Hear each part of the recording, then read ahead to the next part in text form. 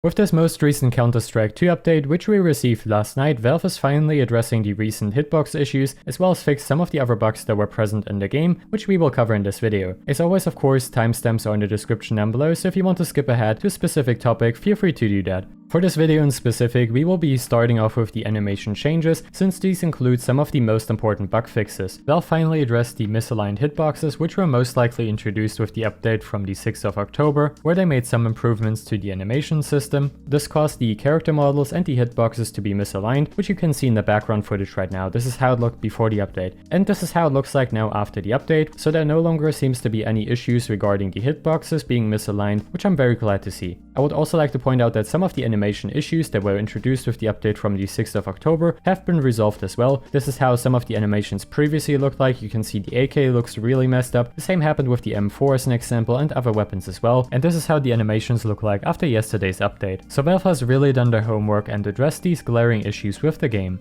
However, I would like to point out that some of these animations aren't perfect yet and they still need some tweaks here and there, especially the AWP.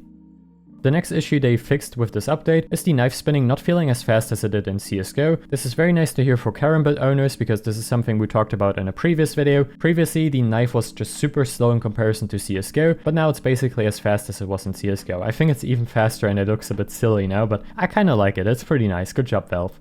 They also fixed the bolt not moving during the M4A4 and M4A1S deployment animations, which they messed up with one of the recent updates, so I'm very glad to see they fixed this as well, which you can see side by side in the background.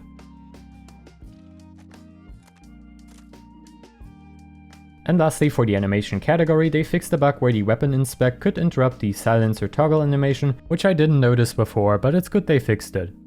Moving on to the graphics related changes, they fixed the case where the feet would appear black when looking down at them through a scope. This also occurred sometimes when just looking at them, which you can see in the background footage right now. And they've also fixed the memory leak due to particles.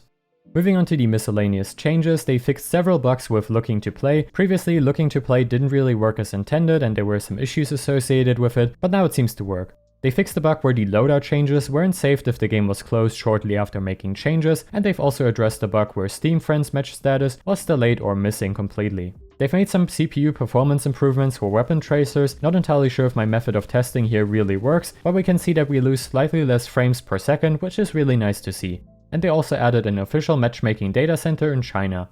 With this update, we have also received various bug fixes and tweaks to weapon finishes and stickers. However, this time around I wasn't able to spot major differences in comparison to previous videos, but I would like to point out that the AWP duality looks slightly different and has received some sort of shine to it as well.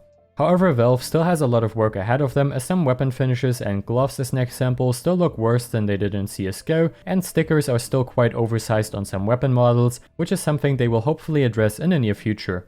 Moving on to the maps, we have received various bug fixes and tweaks to Mirage, Vertigo and Nuke. Starting off with Nuke, Valve addressed an issue that recently appeared on Nuke, where the windows on A side were transparent, as you can see in the background footage. This has now been resolved with the most recent update, and that's basically all that I've noticed with Nuke. Moving on to Mirage, which has received some adjustments to certain textures. Previously on some props we had these light artifacts, which now have been fixed by Valve. On A-side Mirage, they've also made some adjustments to this ladder area, which was found by ThourCS on Twitter, so definitely make sure to follow them.